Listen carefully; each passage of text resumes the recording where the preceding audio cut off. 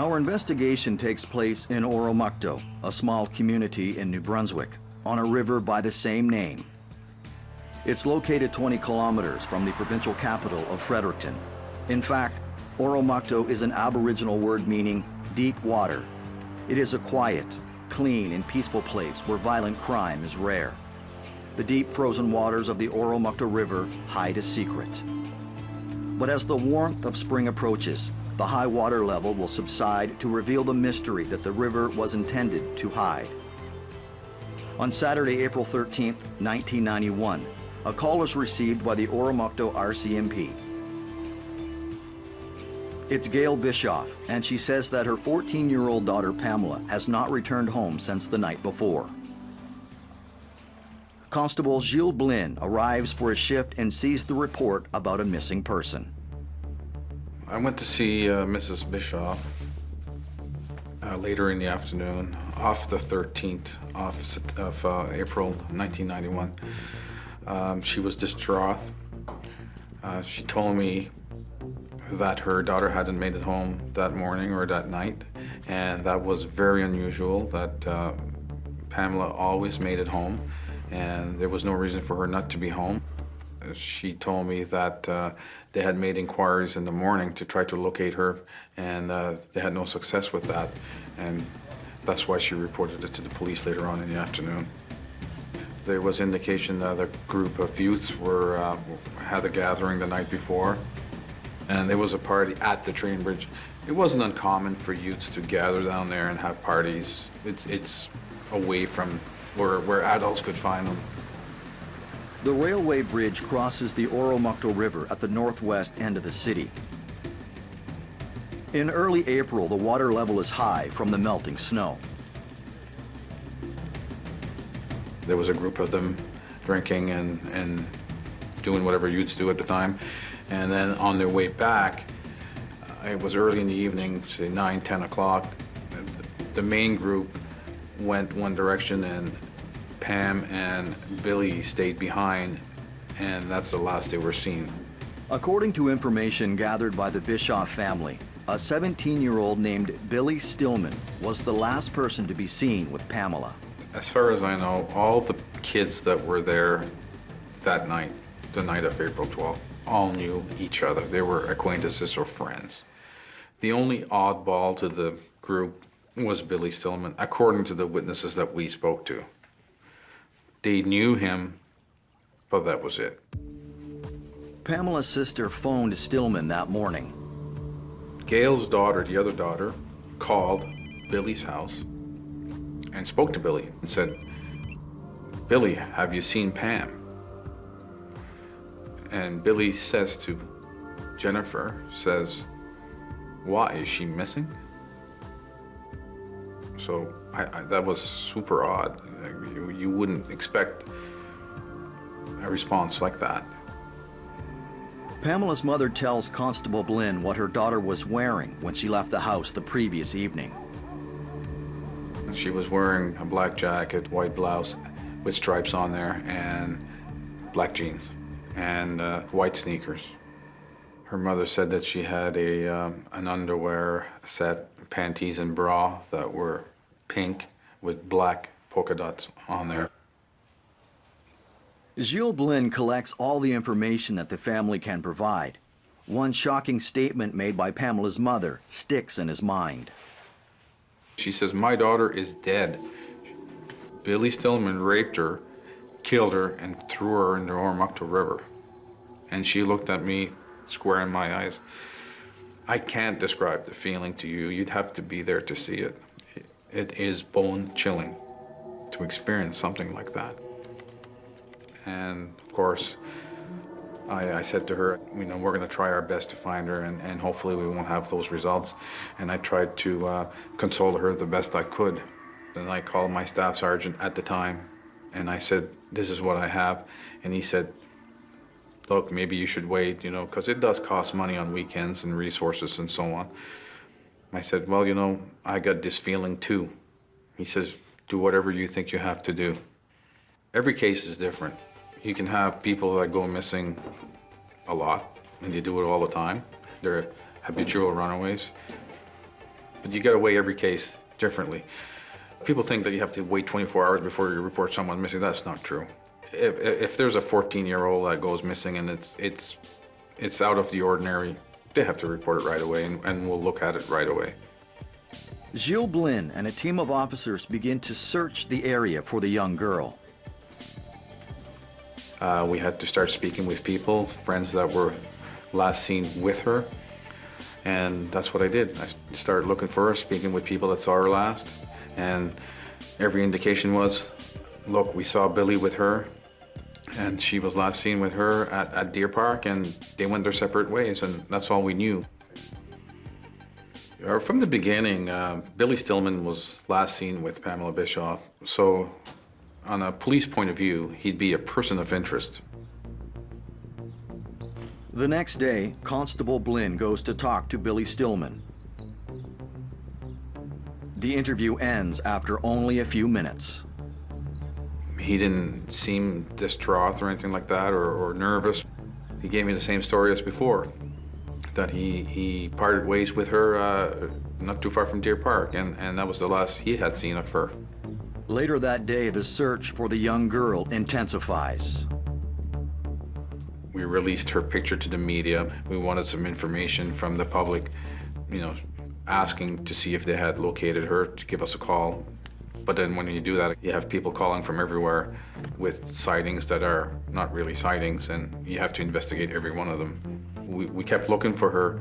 We had the dogs out there, the RCMP dogs. We had the RCMP helicopter searching around Deer Park.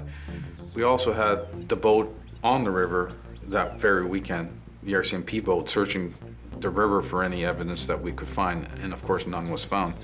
Typically, again, they show up within 48 hours, they're back home and everything's good. There was just something about this case that just didn't make sense to me.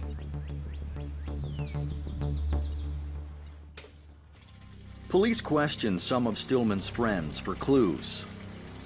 They say he returned around midnight on Friday with scratches on his face. His clothes were wet and stained with blood. Stillman immediately put his clothes in the washing machine and then had a 2-hour bath. Gilles Blinn finds Stillman's behavior suspicious and decides to question him once again. This time he tries to shock Stillman by confronting him with the statements that Pamela's mother had made. Monday morning at 8 o'clock, I went and I was going to take an on-paper, what we call a statement, from him. I can still recall this as it happened yesterday. I'm in uniform, looked at him right in the eye, and I said to him, I said, Billy, I know what you did. I said, you took Pam down by the river, you raped her, you killed her, and you threw her in the river, didn't you? And I'm a police officer in full uniform, and he was a 17-year-old kid, and that kid never batted an eye. He never took a gulp, he never turned red, he never fainted. No sign of anything that I would deem suspicious at the time. If Billy Stillman is telling the truth, is it still possible that Pamela ran away and will reappear one day? Gilles Blinn wants to be sure to get all the details from the young man. I took him over to the police station in Oromocto, and I took a witness statement from him. So he explained to me why he was scratched up and all that. And he gave me a nice statement saying that he was, he had crossed the highway, and there was a carload of Aboriginals, and there was 5 of them, and beat him up. And then he made his way home, and that's why he was all scratched up and so on. I never got beat up by 5 people, but if I got beat up by 5 people, I don't think I could walk. So that story didn't make any sense. What really happened the night of April 12th? Did Stillman destroy crucial evidence when he washed his clothes?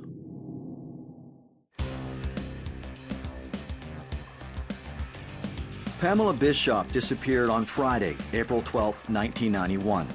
She was partying with a group of friends near the Oromocto River in New Brunswick.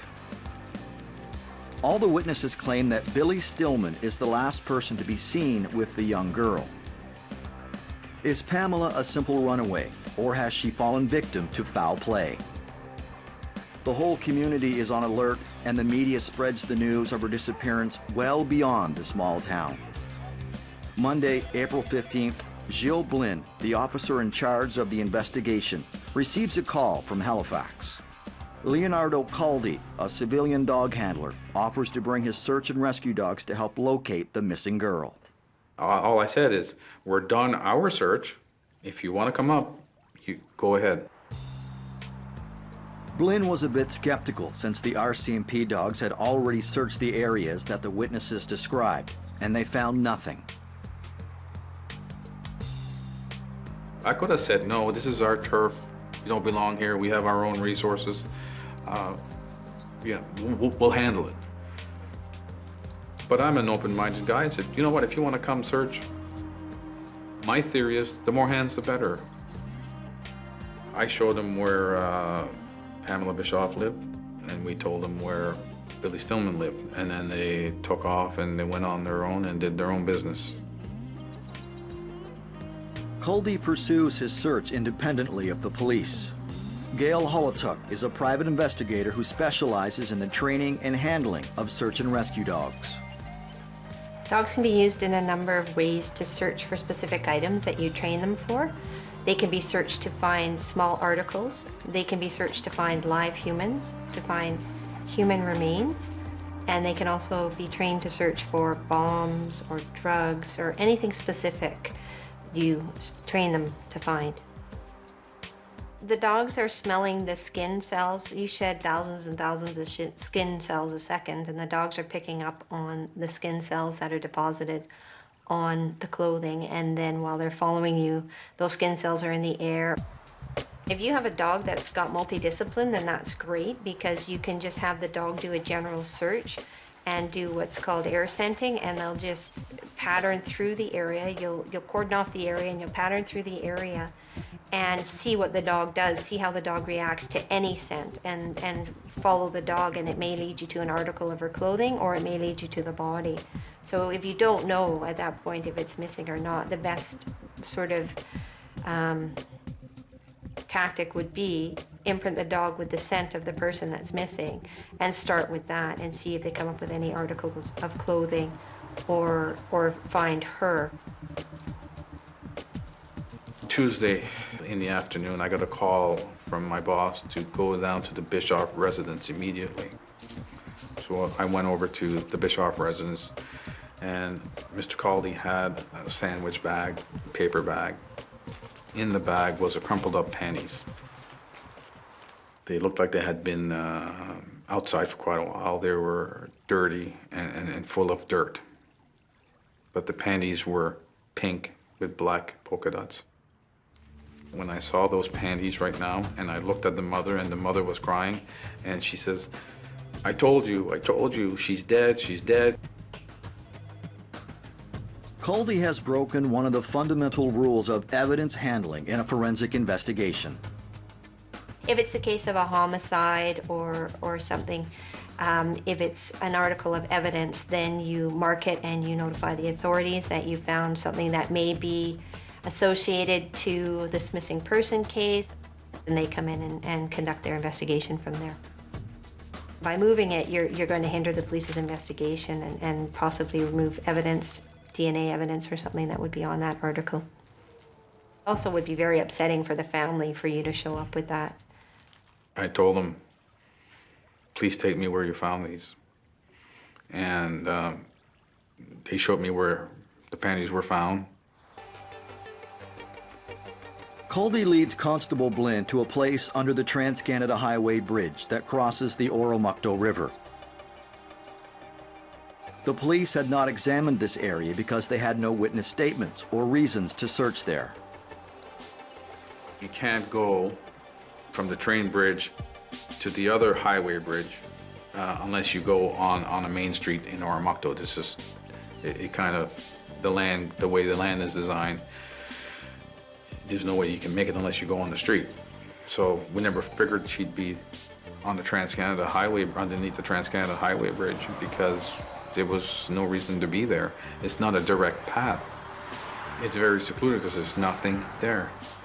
It's a piece of land that follows the highway that stops at the river. So we cordoned that off and The river was right there, but it was already getting very late in the afternoon. The river was high, the ice had melted, it was very cold, the water, but the Oromocto River wasn't moving very fast because of the St. John River being very high, so it kind of backs this one up somewhat. Very, very low current at the time. The water level of the river had dropped by about 1 meter after flooding by the snowmelt a few days earlier. Just before leaving the area, they find a running shoe on the riverbank. Gilles Blinn recognizes that the shoe fits Gail Bischoff's description of what Pamela was wearing the night she disappeared. They actually probably just sunk right there and stayed right on the rocks. The RCMP continues to search under the bridge, while Constable Patrick Cole investigates a burglary. I had other investigations on the go, and one of them was involving a break and enter that Billy Stillman was a suspect in. So I arrested him for this break and enter. Constable Cole questions Billy Stillman at the police station. At the end of the interrogation, Cole takes the opportunity to ask him some questions about the disappearance of Pamela Bischoff. Stillman continues to deny any knowledge of it. Pat Cole then tells him that Pamela's underwear and running shoe were found near the Oromocto River. Billy Stillman's brother CJ and a friend are also suspects in the break-and-enter investigation. Then I started interviewing his brother in relation to a bunch of break-ins into vehicles. And while I was interviewing him, there was an emergency knock at the door. One of the members came to the door to say that there was an emergency phone call that I needed to take. And it was the guy that I just interviewed saying he just got home, and Billy went into the woods and left a note to say that he'd see us on the other side. They had a knife and that he was leaving his equipment to different people. Pat Cole interprets this as a suicide note. He pays a visit to C.J. Stillman's house. Do Billy Stillman's actions have something to do with the disappearance of Pamela? Will they find Stillman before it's too late?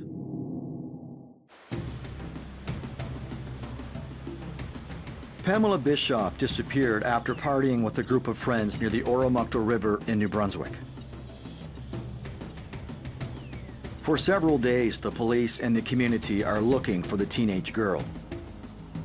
Underwear and a shoe belonging to Pamela were found in the river. Her body has not been located. Everyone fears the worst. Billy Stillman is now the prime suspect in Pamela's disappearance. But now he has also disappeared, leaving a suicide note. I went to the residence where Billy was last at with his brother, met with his friend, and they both, his brother and his friend, went into the woods. They went on their own because they felt that if he saw me, he might run. C.J. Stillman and his friend find Billy in tears, sitting on a pile of wood at the edge of a forest road. They take him home where Pat Cole awaits. And he was quite upset over people at that time were harassing him. And there was one kid in particular that was going to beat him up. Billy Stillman tells Constable Cole that since Pamela went missing, there are rumors that he has something to do with her disappearance. Then, suddenly, he said that Pamela had attempted suicide and that he tried to stop her, and then he left her alone. There was nothing to say there was anything but a missing person at that time. Could the waters of the Oromocto River hold the key to the mystery of Pamela's disappearance? The next morning, the dive team sets out for the highway bridge at the Oromocto River. They set up their equipment and put on their wetsuits. They are ready to explore the waters of the river by mid-morning. The banks of the river are rocky. There is very little current. The water is dark and murky, and its temperature is barely above freezing. Constable Dan Dessereau, part of the RCMP dive unit, is on the scene that day. The Oromocto River is maybe 60 feet wide, and then the riverbed must be 30 or 40 feet at its deepest. There's a rapid drop-off of about, I would say, a 45-degree slope. We entered the water right next to where the personal effects were found. They use a technique called a pendulum search. So they're on a rope, and they start at one point, and then it's like a pendulum. It goes, you start here and you go this way, and then you go this way, and then a little bit more rope, and you go this way, a little bit more rope, and you go that way. So with every pass from right to left or left to right, once you finish that, then you get a little bit more rope and you keep doing the same thing. So we had a general idea where she could be. I myself discovered Miss Bischoff. She was dressed in dark clothes, and what drew my attention was her cheek. Her left cheek, which was in the dark water and was very pale, and that really drew my attention. I was maybe only a few feet away when I saw this. Miss Bischoff was found, I would say, at about 8 to 10 feet deep. She was in the fetal position, her face towards the rocks, as if she was floating above the rocks. So in order to get her out of there, we had to be very careful so that she would not get scratched up, and we needed to preserve as much evidence as possible. The Oromocto River did not keep its secret for very long. Investigators have finally found the victim. Now they need to determine what happened to Pamela and how her body got into the icy waters. When we pulled the remains out of the water, her jeans were 3/4 up, zipper undone, nut buckled, no panties. Her shirt was pulled up. It looks as if the murderer tried to put Pamela's clothes back on her before throwing her body into the river. Noticed that the female had some marks on her that would not have normally been there if she had just drowned in the river. There was marks that her eye was almost completely closed. As far as decomposition, there wasn't any because the water was cold.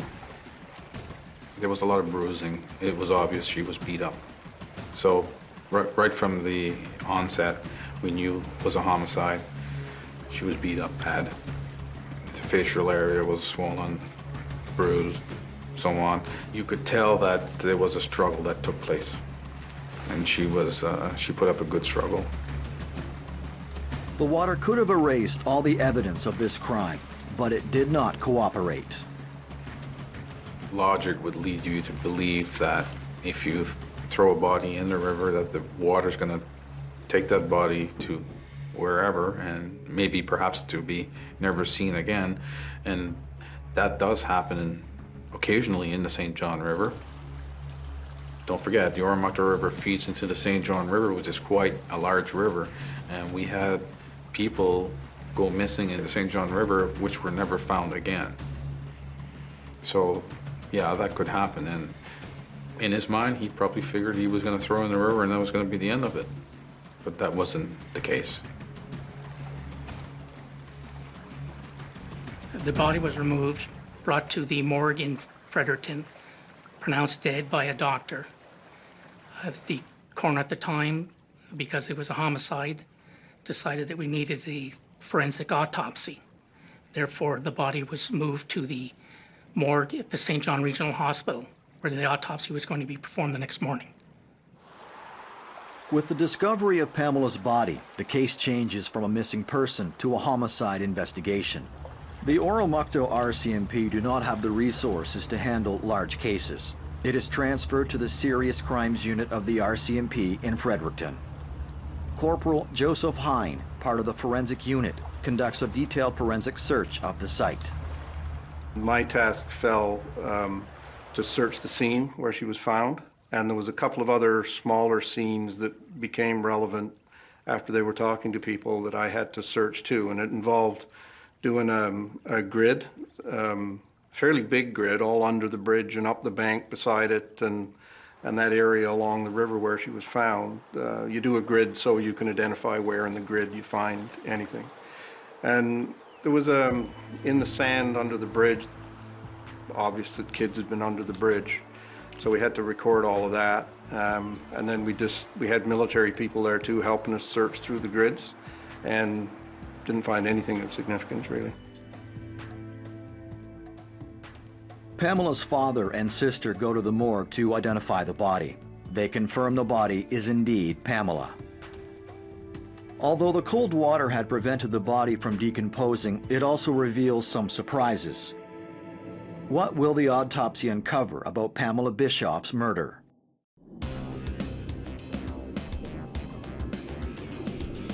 Pamela Bischoff's body is found in the ice-cold waters of the Oromocto River in New Brunswick.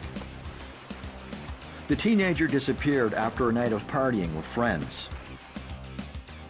Billy Stillman, the last person to be seen with her, is the prime suspect. An autopsy is scheduled for the morning of April 19th to try to determine the cause of death. They will also look for evidence that might show the identity of the murderer. This water was like less than a degree Celsius. It was very, very cold. So it virtually refrigerated her. When the body gradually warms to room temperature, bruises that were invisible before become obvious. They indicate that the victim has been involved in a fight much more fierce than the police had originally imagined. The autopsy is conducted by Dr. Kellick. Joseph Hine is also present. Since the case has been taken over by the RCMP Major Crimes Unit, Gilles Blinn's role in the investigation changes. My role as exhibit custodian, so any exhibits that are seized, blood samples, genetic material that's found on the remains, hair samples, any evidence, it's given to me. I bag it up, prepare it, send it to the labs, and do whatever that we have to do with that evidence to get some analysis done. The findings of the autopsy was that she died from blunt force trauma to the skull, resulting in a brain being swelled and a herniation of the brain, which means the brain swelled up and was forced into the foramen magnum, which is the small hole in the back of your skull that your spinal cord goes through there. And the brain swelled up and it was pushed into there, and you could actually see that on the photos. We knew she had died from head trauma. We also had to do a diatom test on her to prove that she did not drown. There was a pathologist at the Center for Forensic Science in Toronto, and he had developed a test he called the diatom test, which he felt that if someone drowned, they aspirate water and they're struggling, their heart's beating fast, and that whole death struggle, adrenaline, and circulates a lot of blood through their body. So he had a test where he took the biggest bone in the body, the femur, from your leg, dissolve it in a centrifuge with hydrochloric acid, and diatoms are silica, so they don't dissolve in hydrochloric acid, and end up with samples of diatom, single cell animals. And he was of the opinion that if you found those in bone marrow, it was evidence that someone drowned. Okay, and even further than that, diatoms tend to be area specific in a river.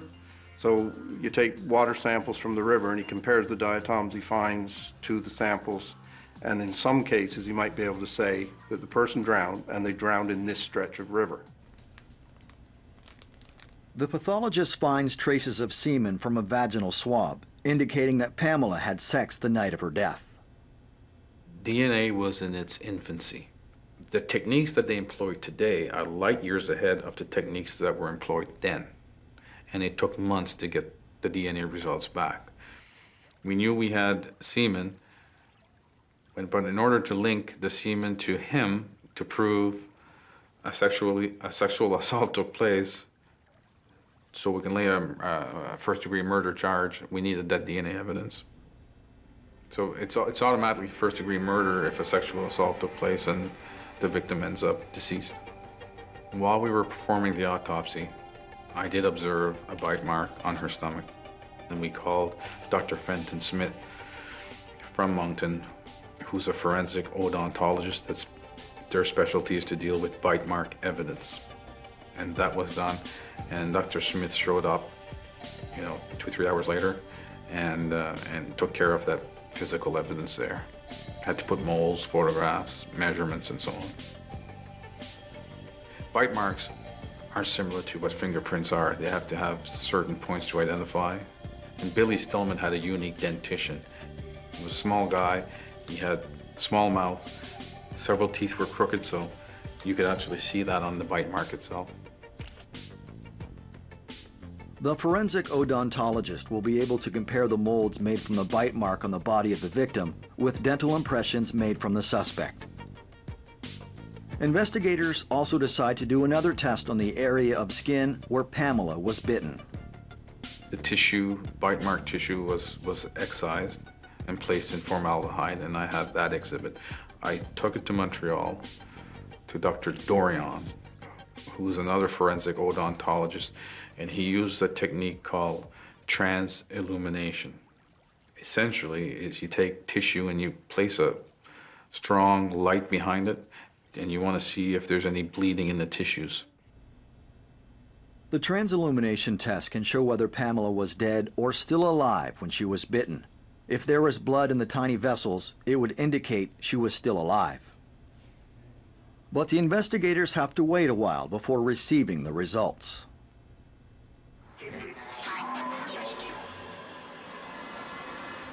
Just like Mrs. Bischoff said, the theory was Billy Stillman raped her and threw her in the river. What we didn't know is the sequence of events. When was she thrown in the river? Was she left? We know she was beat.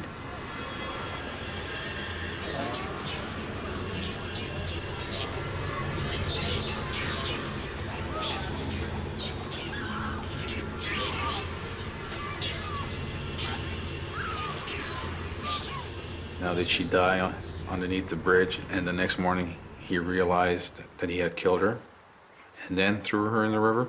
Personally, that's what I believe, and I have no evidence to the contrary. That's just my personal belief.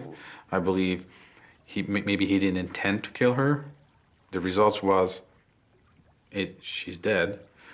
And the next morning he realized, after he got some phone calls from the Bischoff house saying, "Have you seen Pam?" And then he says, "Why is she missing?" And we have a young man matching his description run towards the river. And I believe that's probably when he realized he had killed her and panicked and wanted to get rid of the evidence and placed her body in the river.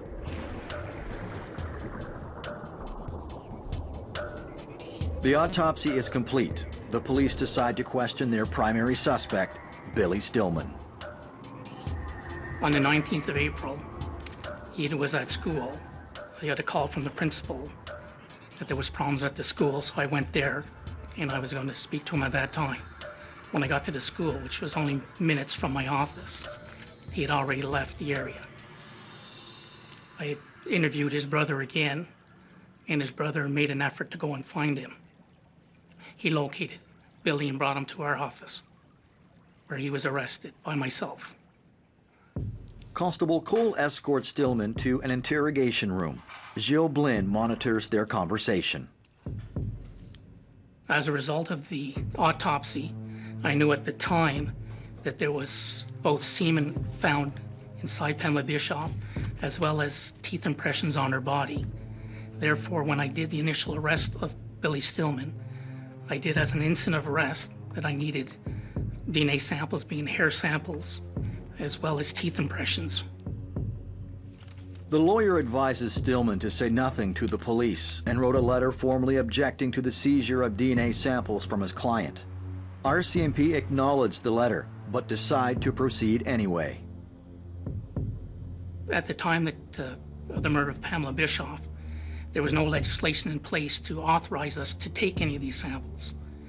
But we decided that we needed to get these samples.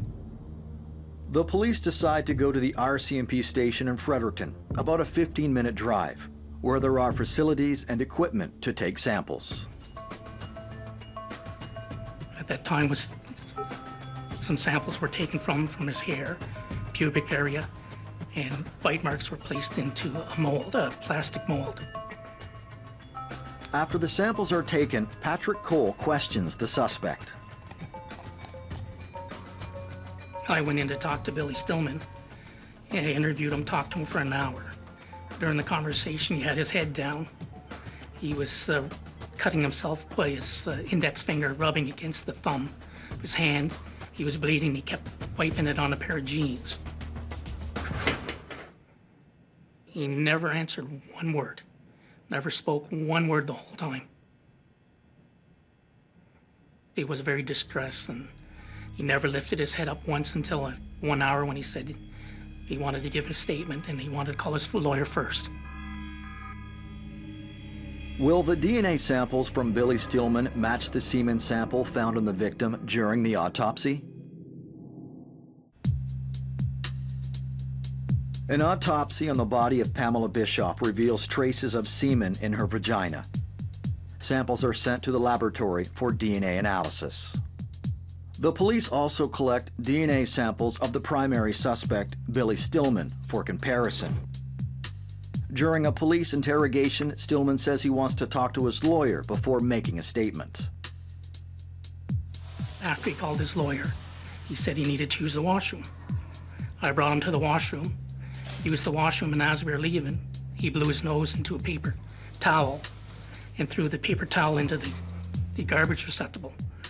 The bin itself there was a new plastic bag in there because the cleaning crew had gone through just earlier and it was after hours. So I managed to get Billy secured, went back and retrieved the paper towel. Well, from my years of experience, I knew that anything discarded could be used as evidence, and I knew at that time that DNA could be found from mucus, dry cells, anything like this, so it was worth taking a chance with it. Will Constable Cole's instincts pay off? Unfortunately, when the interrogation resumes, Stillman refuses to reveal anything. We interviewed him a little bit longer. We didn't have enough evidence at that time to be able to say that he was involved in the actual murder of Pamela Bischoff. Then we had a briefing with our heads at headquarters, and they decided that the charges that I had against Billy Stillman for other matters were to be brought forward, and we were going to try to hold him on those matters. Billy Stillman is kept in custody, charged with break and entering. His bail hearing takes place a few days later. He was released on his own recognizance, and after he pled guilty to the other matters, he was sentenced to a group home. So he was held at a group home, so we knew where he was. Police search Stillman's residence for clues and other possible sources of DNA. A series of items, including clothes and shoes, are seized. No articles revealed anything of any significance once they were analyzed. His clothes were washed after he showed up home that night. Apparently he washed his clothes. That's what the people living there told us. So if there was any trace evidence left on the clothing, potentially be gone after he washed it. This time water was the perfect accomplice and washed away the possible evidence. There wasn't much more being done because the bulk of the evidence was going to be the DNA. So we were just waiting for the DNA at that time to come back. The police received the results of the transillumination test. There is no blood in the skin around the bite, which means that she was dead or near death when she was bitten. If the bite mark coincides with Stillman's dental impression, it will indicate that he was on the scene when Pamela died. It took until the end of November before we received the report of the DNA samples we had sent out for analysis. And it showed that Billy Stillman, in particular the semen sample, was a match to what we had sent in. And there was 1 in 16 billion chances of him not being that donor. His lawyer actually went down to the group home and brought him to us. And I rearrested him again for the murder of Pamela Bischoff. And again, as an incident of arrest, the second time I asked him for hair samples as well as teeth impressions. And at this time it was against his wishes, but we told him we know it was against his wish, but we were going to do it, and that could be brought up at court. Although Stillman is only 17 years old at the time of the crime, he is tried as an adult. In 1993, during a first trial, he is convicted of murder by the Provincial Court of New Brunswick. He appeals the verdict, challenging that the DNA samples were taken against his will. Graham Sleeth is one of the lawyers for the prosecution at the trial. The outcome of that was that our provincial court, our provincial appellate court, was prepared to accept the reception of materials, even though they felt there had been a violation of the rights of the accused. Due in part to this case, the law is changed to allow investigators to collect biological samples for DNA analysis. As a result of this case law, now the police can get, if you think there's genetic material to be had and it would benefit your case, you got to apply for a search warrant and you get it based on your information to a judge, and then you can seize that material. Unsatisfied with the result from the Provincial Appeals Court, Stillman and his lawyers present a second appeal to the Supreme Court of Canada. The Supreme Court of Canada ultimately, while clearly seeing the viability of DNA evidence and its importance, held the acquisition of the samples that had been used against young Stillman was improper, unacceptable, and as a result, inadmissible. When the case was thrown out, there was a lot of us in the police community that were pretty upset. Not only were we upset because it was thrown out for, let's say, for a legal loophole, you know, you had to think about the family as well, because they had to endure another trial. All the DNA evidence, except for the paper towel containing the mucus, everything else was thrown out. That was the only piece of evidence we were allowed to keep as evidence. The teeth impressions, the hair samples were all discarded. We were not allowed to use them. Constable Cole's instinct to collect the paper towel from the trash has indeed been correct. The prosecution can use the DNA profile as evidence. 6 years after the murder of Pamela Bischoff, the Supreme Court orders a second trial. And because of that, a warrant was drawn up, and we attempted to get samples.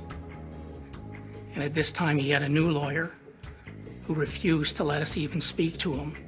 And every time we tried to get samples from him, he just closed his mouth and wouldn't allow the samples to be taken. Therefore, we went to the higher court and asked that any evidence that we had before be used against him. Given that Billy Stillman refused to cooperate, the judge allows the Crown to use DNA samples and dental impressions they had collected and analyzed in 1991. Billy Stillman's second trial ends with a conviction of second-degree murder. Because he was a juvenile at the time of the murder, Stillman is sentenced to 8 years in prison, the maximum penalty under Canadian law. Today, largely because of the controversy over DNA evidence in the Pamela Bischoff case, the police have the ability to obtain a warrant to collect bodily samples from a suspect. But the mystery still hangs over what really happened on the night of April 12, 1991. There was no witnesses. One doesn't talk and the other one is deceased to the actual events of that evening on the Friday night of April 12th, 1991. There's only 2 people that were there underneath that bridge. And we'll never know to this day unless he decides to tell us what happened. The waters of the Oromocto River revealed the victim's body. But how she was murdered remains a mystery, and Billy Stillman holds the key.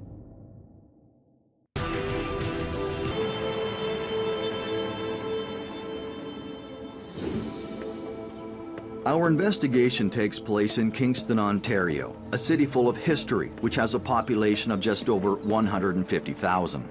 It was once a strategic location for the maritime navigation overlooking Lake Ontario at the confluence of the St. Lawrence River and the Rideau Canal. Sunday, August 10th, 1997. the Kingston police receive a report of the disappearance of a 48-year-old woman named Jutta Weber. She has not been seen since she left work at Walmart around 10 p.m. 3 days earlier. The following day, Brady Marks arrives at the Kingston police station. She is Jutta Weber's landlord and friend and has also come to report her missing. Detective Mike Campbell collects the statement from Mrs. Marks. Brady was concerned that Jutta's blinds had been pulled down and she couldn't see into her apartment. Brady has a bake shop at a converted garage at the back of her property, and she would look out and see Jutta regularly if she wasn't at work, where her Jutta's GMC Jimmy would be in the driveway if she was home. And she had not seen Jutta. Jutta and Brady communicated almost daily, and Jutta's vehicle wasn't in the driveway, and she usually mentioned to Brady if she was going to go anywhere or wouldn't be home, and that didn't happen, and it was unusual. Brady knocked on the door, and Jim Wall opened the door, and he had been sleeping on the couch, and he didn't know where Jutta was and was very evasive. And he didn't give any explanation where Jutta was, or when she left, or when she'd return. Jim Wall is Jutta's boyfriend and lives with her in the apartment. She had told Brady that her relationship with Wall had deteriorated. She had given him until August 15th to find another place and move out. I did police checks through our computer system and realized through that investigation that Jim Wall had been in prison. Of course, that made flags go up right away. And he had a history of criminal activity. In fact, he was convicted of second-degree murder in 1983, and it was on life parole. That in itself gave rise to suspicion. And he was leaning more from a person of interest to a suspect in her disappearance. This information makes Mike Campbell suspect this missing person case might actually be a homicide. Kingston police asked the Ontario Provincial Police if they could combine their resources into a joint investigation. Pat Finnegan is an OPP detective assigned to the case. He was working at Walmart. He was also driving taxi cab. If you met him, you wouldn't look at him twice. He was a very unassuming character. He could be kind of goofy and lighthearted. You certainly would never look at the man as is usually the case. You know, you don't walk down the street and say, oh, that person's a murderer. I can tell just by looking at them. Detective Mike Campbell brings Jim Wall into the Kingston Police Headquarters for an interview. Jim was very evasive, didn't know where Jutta was. They had taken a statement from him. It was a fairly brief statement. He didn't have a lot to say. And it focused around primarily what he did the night he came home from driving cab, and said that, you know, Jutta was home at that time and that he believed that she was sleeping in the bedroom. So he went in, and rather than wake her up, he decided to close all the blinds and go to sleep on the couch. So then Jim says, you know, he heard Jutta but didn't see her, so believes that she woke up mid-morning and left. And then he woke up around 1, thought he might have gone to his mother's, but wasn't sure. And then again, couldn't really account for the rest of his time for the next 24 hours.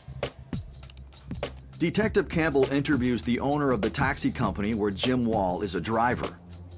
He discovers that Wall did not report to work the day after Jutta Weber's disappearance. Jim was scheduled to work. The owner of the taxi that Jim was going to take the taxi over for, he called 25 minutes before and told the taxi owner that he couldn't work that night. And he didn't give any explanation, something had come up. Another person of interest for investigators is Jutta Weber's ex-husband. They had been separated for several years. Dieter Heidebrecht was Jutta's ex-husband. They were separated but not formally divorced. And when we looked into it, it wasn't as most marriages that separate are. There's some unhappiness there that causes the separation. And of course, we wanted to look at that. Her ex-husband is not in Canada, but traveling in Germany. Investigators have to wait for his return to question him. Detective Campbell continues his investigation by questioning the management and staff from Walmart who worked with Jutta the evening she went missing.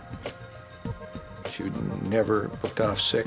She was always to work on time and was well known by the employees. And it was very unusual for her not to show up for work. There were employees that had actually seen Jutta walk to her car, get in her car, and drive out the exit of the Walmart parking lot and turn left towards the city limits as if she was going to go drive into the city. And that was the last that was seen of Jutta. She didn't leave Walmart till after 10 o'clock on the 7th of August. She would have gotten home if she went directly home by 10:30. Investigators send out a press release urging the community to call in with any information. We also broadcast that this person was missing, and if anybody having any information to the whereabouts of Jutta Weber were to contact the police on a hotline number. And with that, we started getting tips coming in that we had to, and leads that we had to follow up. There was indications that Jutta Weber's body was in a bay on Sydenham Lake, so at that point we had to drag the lake with a underwater camera.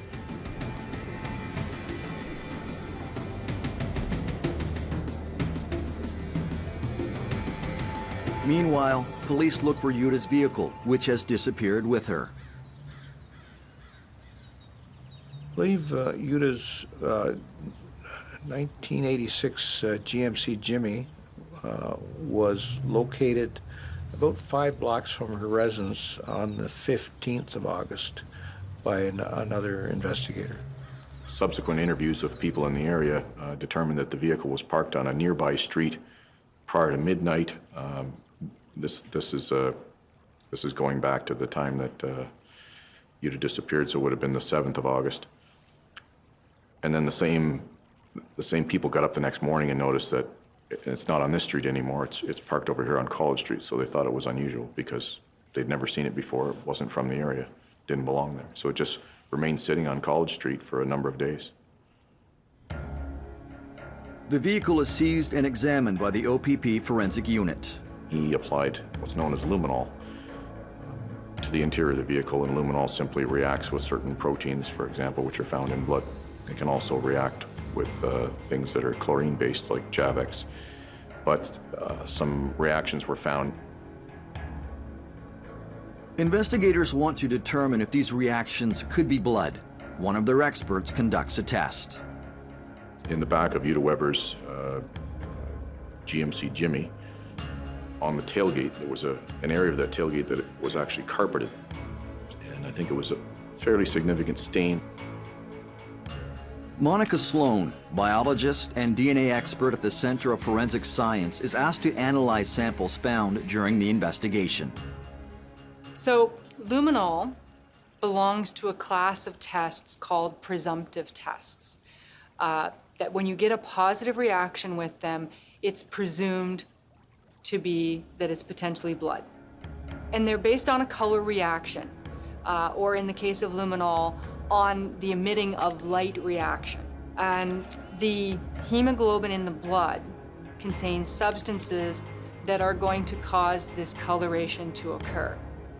These tests are often very, very sensitive. One of the reasons that police agencies use luminol and other tests like it is because of how sensitive it is.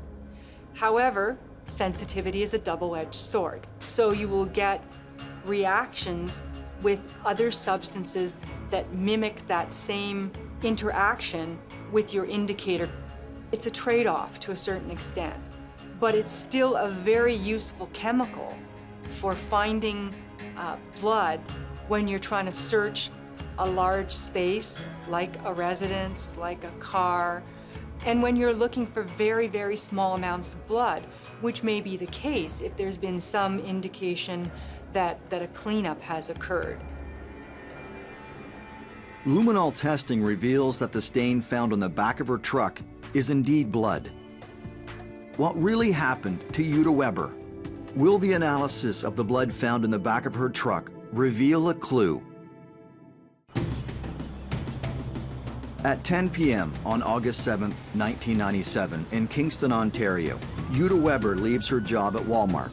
Nobody has seen her since. Her truck is found 1 week after her disappearance. A large stain in the back of her vehicle is found that might be human blood.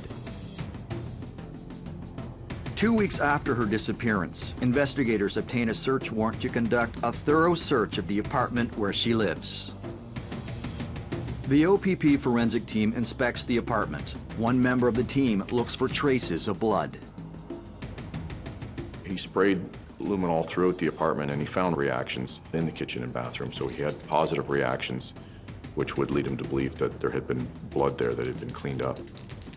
So samples of that were taken. In fact, pieces of the kitchen floor were cut up and sent into the Center of Forensic Sciences.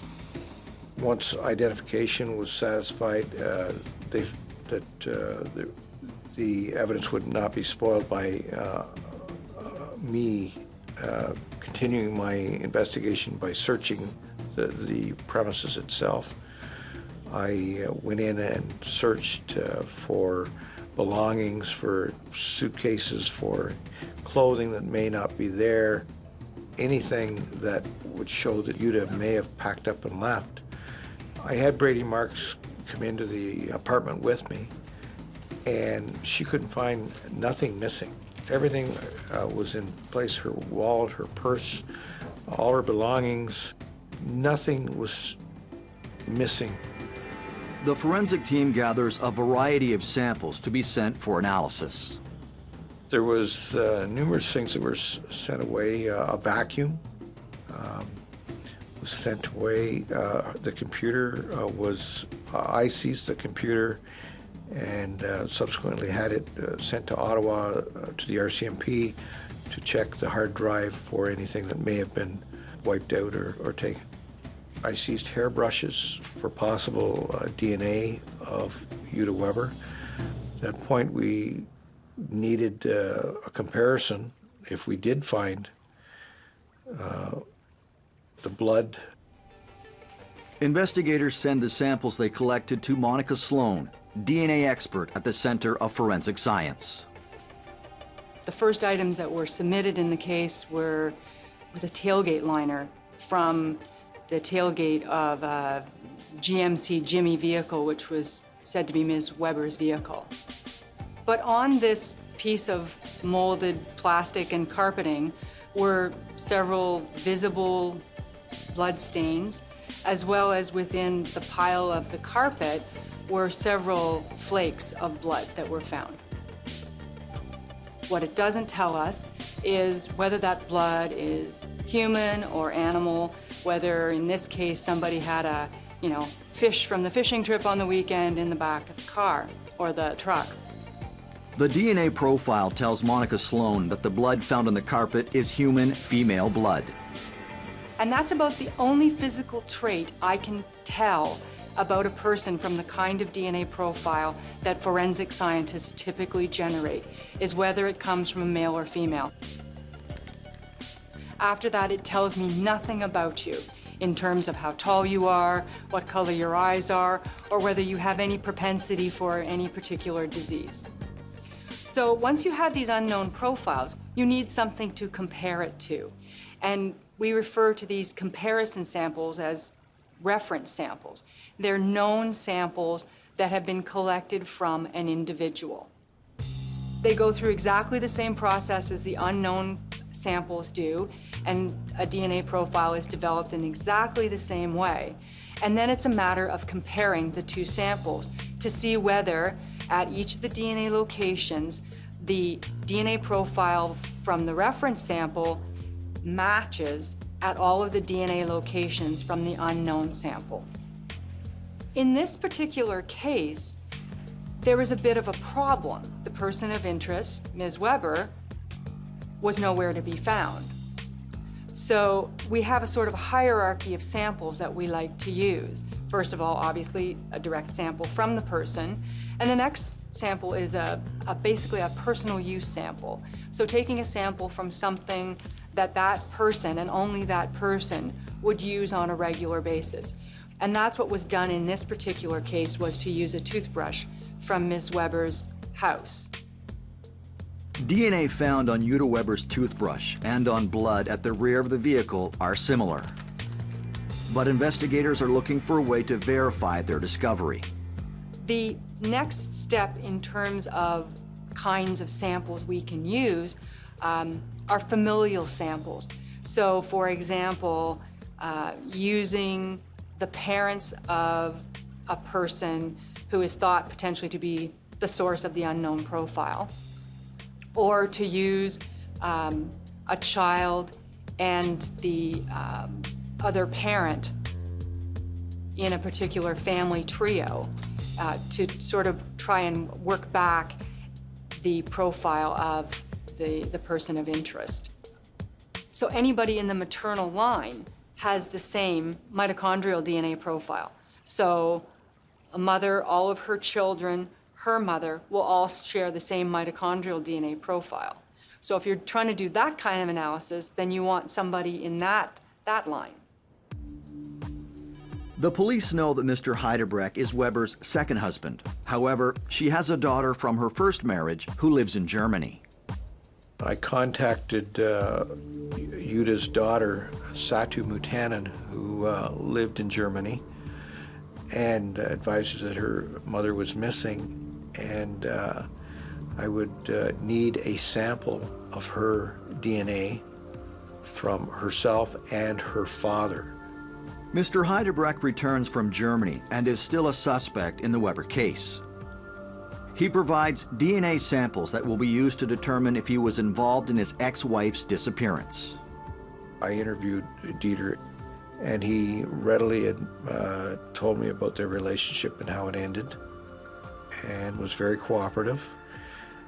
And a short time later supplied all the information I had requested of him to prove that he was, cooperate that he was actually out of the country and in Germany when Jutta went missing. Heidebrecht is eliminated as a suspect in the disappearance of his ex-wife. The analysis of the computer seized from Jutta Weber's apartment reveals another track. When I received the analysis back from the computer, it was found that there had been a letter typed up by Jutta Weber to a friend in Germany, and in that letter, the contents of that letter, she spoke of Jim Wall was stealing money from her and that she wanted to be rid of him, and they were breaking up, and she didn't trust him. Jim Wall becomes the prime suspect. The OPP put him under 24-hour surveillance. Well, the very first thing we did was assign a full-time surveillance team to observe Jim Wall, follow him around and see where he went and who he met with and what he was up to. And that did yield some interesting information for us. And he met up with a fellow that we identified later on as Donald Gaisley, who he spent a lot of time with. They went to they belonged to a ball team, and they played ball together. And as we did surveillance on both Wall and Gaisley, they seemed to be doing a lot of talking and whispering and sitting, talking where no one else was around. Once I realized who Donald Gaisley was and his criminal background and activities, it even gave rise to more suspicion. Donald Gaisley is well known to the Kingston police. Donald Gaisley is a career criminal. He was a convicted sexual offender under investigation himself for sexual interference with young children. Another detective in my department, and actually my section, was about to arrest Donald Gaisley when he disappeared, and he was nowhere to be found. Surveillance of Jim Wall continues and reveals that he's begun a relationship with another woman. Through our investigation, we found out that there was a woman by the name of Deborah Brooks that was in the hospital. She had admitted herself for a breakdown. And Jim Wall, being a taxi driver, had picked her up to take her to her residence and chatted her up. And he knew her estranged husband, who was also a taxi driver. And they had been at a dance or a party together, and he had danced with Deborah Brooks at one point. And once he found out from the estranged husband that she was in the hospital, he went to visit her and started bringing her cigarettes and starting a relationship with her in the hospital. The officers noticed that Jim Wall and Deborah Brooks seem to have become very close, despite the short time that they have known each other since Jutta went missing. They monitor all of Wall's activities in search of other evidence. We followed him to a jewelry store. After he'd left, we went into the jewelry store and talked to the jeweler. Investigators find that Jim Wall picked up a ring that the jeweler had resized. At this point, police do not know if this information is relevant to their investigation. Deborah Brooks clarifies the situation. It was about 1 o'clock in the morning when I received a phone call at home. And I came into work and I interviewed her till about 7 o'clock in the morning. He began to tell her about his past, and included in that was the fact that he had served time for a murder.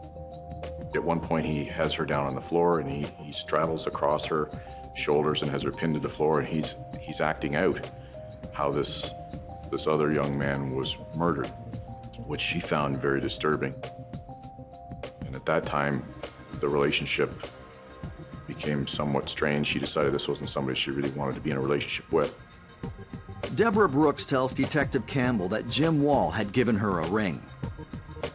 Jim wanted the ring back. He kept phoning her, and she said, no, I don't want to see any more. The investigators discovered that the ring actually belongs to Jutta Weber. Jutta Weber was given a ring by Jim Wall when they're beginning of their relationship. The only thing missing in her apartment was that ring. And that ring was purchased by Jutta Weber with a refund that she obtained when she returned a wedding ring set that Jim had given her in May of 1997. So if you kind of connect the dots, here's what Jim believes is a romance that's going to conclude in marriage. He's shunned by Jutta, who says, I don't want any part of this, and had remarked to friends that she didn't want any part of that. So instead of just giving him his rings back, she takes them back to Walmart, gets a refund, and buys herself a cosmetic ring. The Center for Forensic Science receives a DNA profile from Jutta Weber's daughter. We were able also to use the sample from Ms. Weber's daughter and from the daughter's father to help confirm that the donor of the profile from the toothbrush could be a biological mother of this child. The DNA expert concludes that the blood found in the back of Jutta Weber's truck is her own. And the quantity was so much that it could not be, it would be unlikely that that person would survive. But investigators still have no body and no other leads. Eventually, there was a period of time where we had done everything that we felt we could do. We weren't getting anywhere, and we knew that without a body, it was going to be tough to lay a charge. And we'd also speculated that one day, Donald Gaisley, who appeared to be Jim Wall's best friend, and we suspected right from the get-go that he was involved, and he didn't have a very good track record for staying out of trouble. So we knew that he'd get in trouble eventually. In fact, Mike Campbell and I had talked about that. He's going to get himself in a jackpot, and then he's going to come looking for a deal. Will the intuitions of Detective Finnegan become reality, or will the disappearance of Jutta Weber remain a mystery forever? Jutta Weber mysteriously disappeared one night in Kingston, Ontario. Evidence leads investigators to believe they are dealing with a murder, although they do not have a body. Jutta Weber's boyfriend, Jim Wall, is the prime suspect.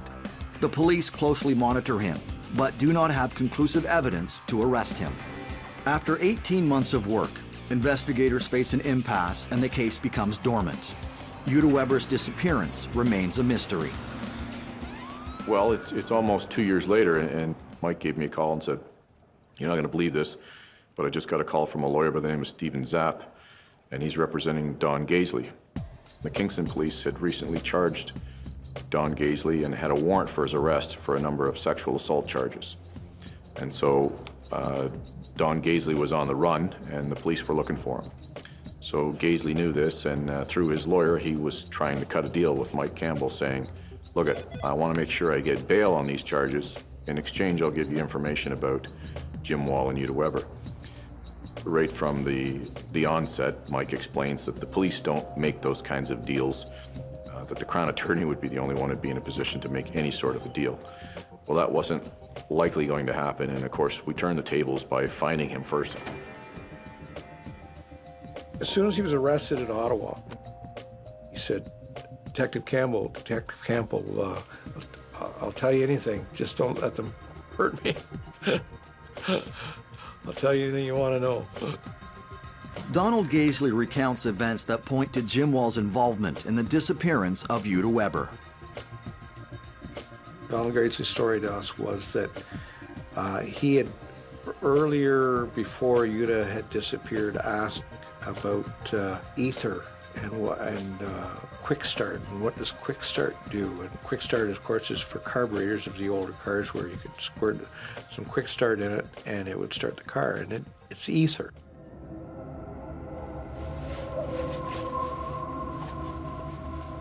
Donald Gaisley had told him that ether could render someone unconscious if put over their nose and mouth for a very short time. He also said that Jim Wall had disposed of the quick start that he had used on Jutta in a dumpster just across the parking lot. So we were only relying on what he said, that he had rendered Jutta unconscious and killed her. He didn't know how he killed her, and then he cut her up in a bathtub. We don't have any direct evidence of how her body was dismembered. We have Don Gaisley saying he cut her up in the bathtub and then put her in garbage bags. I would have expected that bathtub to have been a mess, regardless of how well he cleaned it. He told us that they went out that night in Jutta Weber's vehicle. And his story to us was that Jim Wall called him at 9 o'clock, said, "Meet me at the corner of Hillendale and Princess." He didn't explain why he took a shovel and a toque and gloves, but he did say that he didn't know what was going on until he got in the vehicle, and Jim Wall told him that Jutta was in the back. And they drove out on a dark stretch of road by a rock cut. He stopped the vehicle. Gaisley realized that there was garbage bags in the back and that Jutta Weber had been cut up and dismembered and put into garbage bags. And he helped Jim Wall carry the bags down into the swamp. Donald Gaisley claims to know where Jutta Weber's body is. Investigators obtain a judge's order to remove Gaisley from custody so he can take them to the location where the body was dumped. For 3 days, we drove up and down this area of Montreal Street from Kingston to Battersea.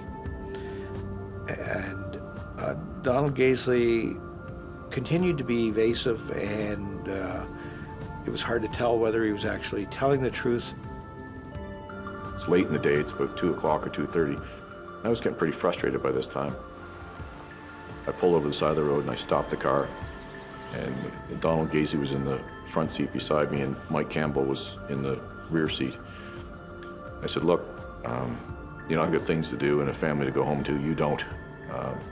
I'm gonna go home to a nice warm fire in the fireplace, and you're going back to the detention center where we came from. We're gonna drive this road one more time, and unless your memory gets a hell of a lot better real fast, then you know, we're all done playing games for the day." And so here we go. And so we started to drive. There was just dead silence. And then all of a sudden, he says, stop the car, stop the car. Something seems right about this. And there was I don't want to call it a driveway, but a place that you could back a car into, and there was a steel gate there. And why, I don't know, because all it did was lead you into a bunch of cedars and rocks and then into a huge swamp. We let him walk by himself, and we sort of walked over and around the fallen trees and branches from the 1998 ice storm. Donald did not do that. He walked straight in a straight line down towards the swamp, over broken branches and tree limbs and debris. And Donald went right straight over top of them, and when he got to a certain point, he said, Detective Campbell, Detective Finnegan, I found something. I think it's a garbage bag underneath all the bushes. So we kind of moved the dirt and the earth from around that, and it's a garbage bag, and it's been ripped open by animals, so you could kind of lift it and see inside it, and it didn't appear to have much in it other than a bit of a yellowish substance, looked like old dried up porridge, actually, which I now know was Autopsy, which is a form of decomposed flesh, or a state of decomposed flesh. So while we're looking at that, Mike Campbell calls out, Pat, I think you need to come over here. So we walked over to where he was, and he points to the ground, and they're just sitting right on the edge of the swamp is a skull, a perfectly intact skull. And Gaisley comes in behind me, and he sees this, and then he immediately just kind of drops to his knees, and he starts to sob, and he says, oh, that bastard, he had no right to involve me in this. To this day, I'm suspicious about how much of that was acting class and how much of it was sincere, because I really don't think that he has a conscience. In my mind, it was just part of an act to distance himself as much as he could from that very horrific act of actually participating in transporting her remains to that location. Does the skull actually belong to Jutta Weber? Will the garbage bag reveal evidence to prove Jim Wall murdered her? More than 2 years after Jutta Weber's disappearance, the police receive a call from Donald Gaisley saying he knows where her remains are. Donald Gaisley is a criminal well known to police. He is hoping to have a prison sentence against him reduced in exchange for information about Weber. He leads them to a swamp where he claims that his friend Jim Wall, who was Jutta Weber's boyfriend, has disposed of her corpse. The police find a skull. It is sent away for analysis to determine if it could be Jutta Weber. If the results come back positive, the case will officially become a homicide. We knew that Jutta had some significant dental work and had some gold fillings, and you could see the gold kind of glistening there in the sunlight, and I'll never forget that. Gaisley's reminding us about that shovel, you know, kind of should be right up there. That's where he threw it. We thought, well, let's take a look while we're here. So we climb up the edge of this rock cut, the three of us, and we start walking step over a fence and walk into a field, and there it is, 2 feet in front of us, laying there, the shovel that the grass has grown over, and you know, the sun is beating on, and it looks like a shovel that's been laying there for 2 years. So we didn't touch anything at that point. We just went back. We made the calls. We needed somebody in uniform to come and transport Gaisley, take him back to jail, and then we brought the forensics out and did as much of an examination as we could over the next 2 days. So we found 2 other rib bones during that initial search. You know, the garbage bag, the skull, of course, was really all we needed at that point. The skull was turned over to identification unit, and it was subsequently sent to the Center for Forensic Sciences for testing. At that point, I found out who Jutta Weber's dentist was, and I got dental records from the dentist, and they were sent off to the center and compared with the teeth in the skull. The discovery of the skull is the first breakthrough in nearly 3 years. Investigators hope that the bones will yield further evidence. We need someone professionally to tell us what would have happened to the body. If there was bones, what and that's when we enlisted the assistance of the anthropologist Kathy Gruspier from Toronto. Kathy Gruspier is a forensic anthropologist who works for the Center of Forensic Science in Toronto. Forensic anthropologists are concerned with the study of human remains, non-visually identifiable human remains. That usually people assume that we look at skeletal remains. So our forte is determining information that otherwise wouldn't be known from human skeletal remains. Such things as group biology, age, sex, race, stature of someone once the tissue's gone. This is quite early on in the history of forensic anthropology in Ontario, 2000, believe it or not. So in 2000, the police themselves were starting to take a closer look at what a forensic anthropologist could offer to them at the scene. And I think they were looking to me to identify the bones at the scene for them, because we're in an environment where there could be a lot of animal bones as well. Unfortunately, the investigators need to wait until after the spring thaw to continue their search of the swamp. So it's very difficult to leave what you know is a crime scene with no way to secure it and to leave it unattended for several months and just let nature do its thing. But in this particular case, we didn't have a choice. The Center of Forensic Science confirms that Jutta Weber's dental records match the skull. Investigators finally have enough evidence to arrest their prime suspect. Arrested Jim Wall on the 13th of January, 2000 at 5 o'clock in the afternoon. And we walked up to the car and opened the driver's door and asked him to get out. And we said, "Jim Wall, you're under arrest for the first-degree murder of Jutta Weber." Investigators asked Kathy Gruspier to analyze the skull and rib fragments to ensure that all the samples are from the same person. I just did an anthropological analysis determining her age as best as I could with what I had, her race, and her sex. Most normally with a skeleton, I'll find a range of trauma, which will consist of, as I said before, ante-mortem, what we call before-death trauma or disease. And we can tell that that happened before the person died because there's signs of healing. Then there's also, particularly with skeletons that have been in the outdoor environment, post-mortem damage from animals. This is quite a common occurrence.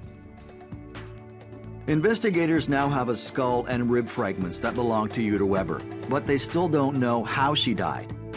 Will the waters of the swamp reveal any clues to her cause of death?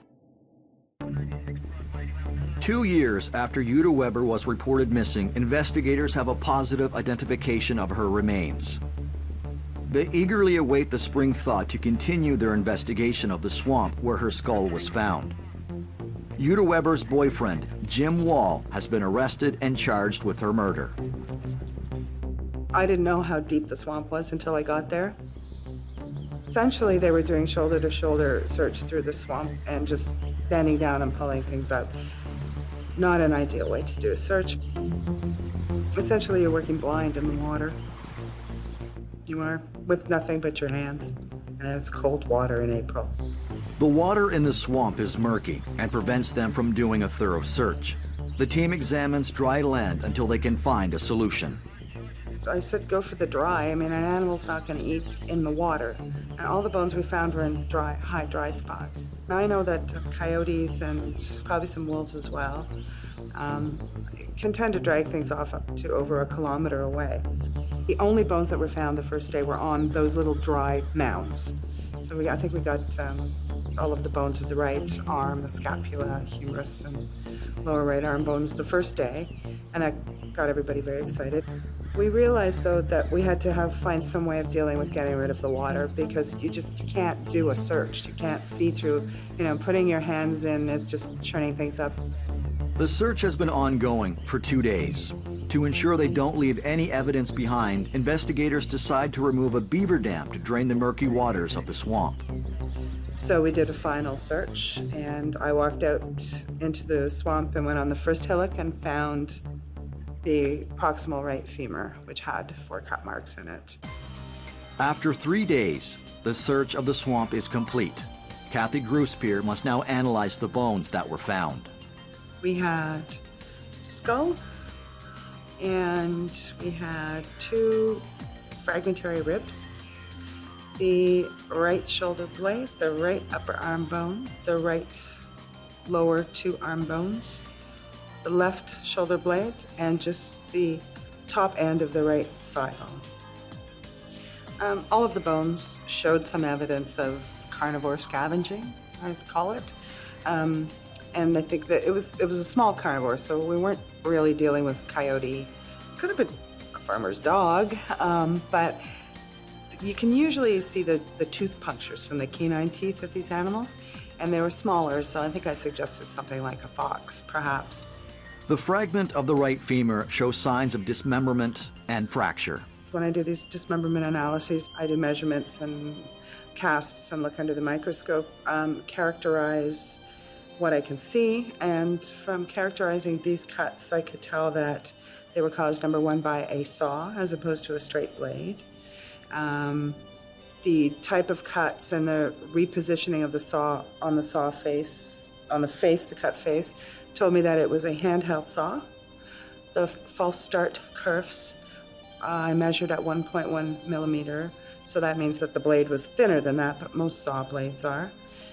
And there was some bendings, which suggested to me that perhaps it was a bit of a flimsy blade. I gave a couple of examples of what types of saw could have a thin blade like that and be somewhat flexible. And I suggested that something like a hacksaw, but I could not say for sure that it was a hacksaw. We didn't have a cause of death, as you know. However, the one piece of bone that we had that was dismembered and had cut marks directly through it was from the top of the thigh. I'm not a pathologist, so I can't say the cause of death in this case, but if you cut someone's leg off through their thigh, the femoral artery is cut and they couldn't survive. We can't say whether she was alive or whether she was dead at the time that cut was made. The femur is in poor condition, so it is sent to the United States for mitochondrial DNA analysis. It is important for the investigators to confirm the femur also belongs to Jutta Weber, because the saw marks found on it will prove she was dismembered. Defense counsel at the time were going to refuse to accept, as an agreed statement of fact that that femur belonged to Jutta Weber. Yeah, okay, you've got her skull. We're going to have to live with the dental X-rays, but who's to say that's not from someone else's body? And that was the game that they were playing. The fact that we had no direct evidence linking Jim Wall to the actual murder, they tried to form a different scenario to the jury, that it was Donald Gaisley that actually committed the murder and Jim Wall was an innocent bystander that just sort of helped out. And it was Donald Gaisley that could have come to Jutta's apartment and murdered her that night. And because Jim was his friend, he helped him out. Jim Wall never said a word through the whole 6-week trial.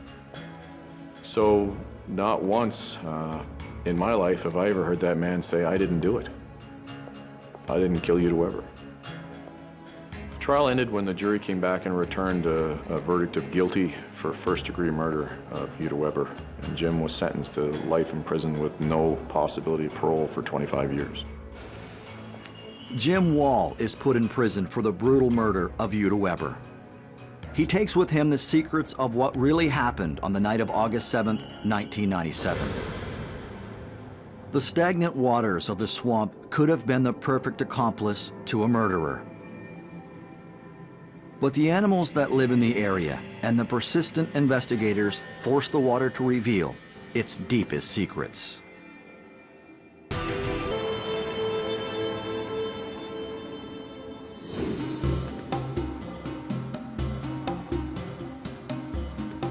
Brandon is the second largest city in Manitoba. It is located a little less than 3 hours drive from Winnipeg to the west on the Trans-Canada Highway. Despite its size, it has a small-town farming mentality. Everyone knows each other and news travels fast.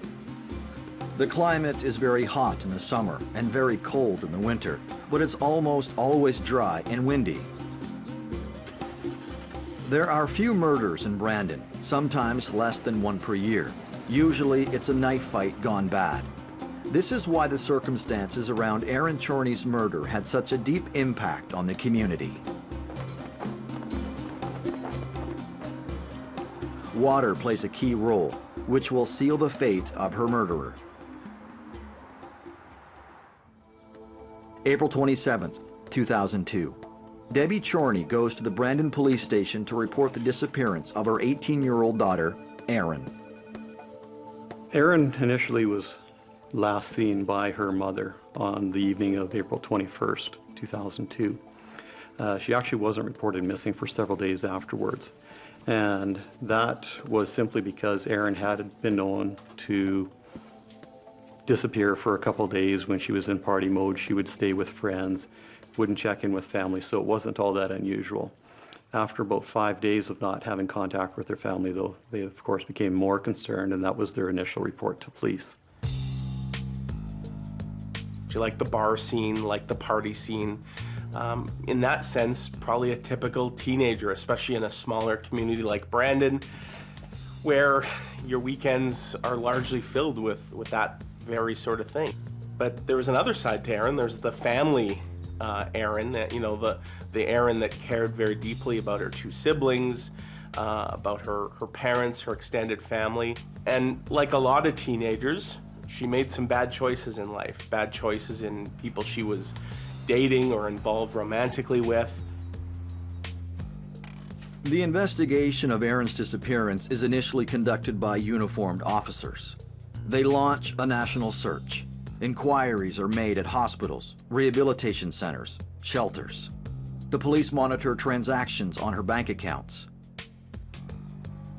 They meet Erin's relatives and friends, including her ex-boyfriend, Michael Bridges.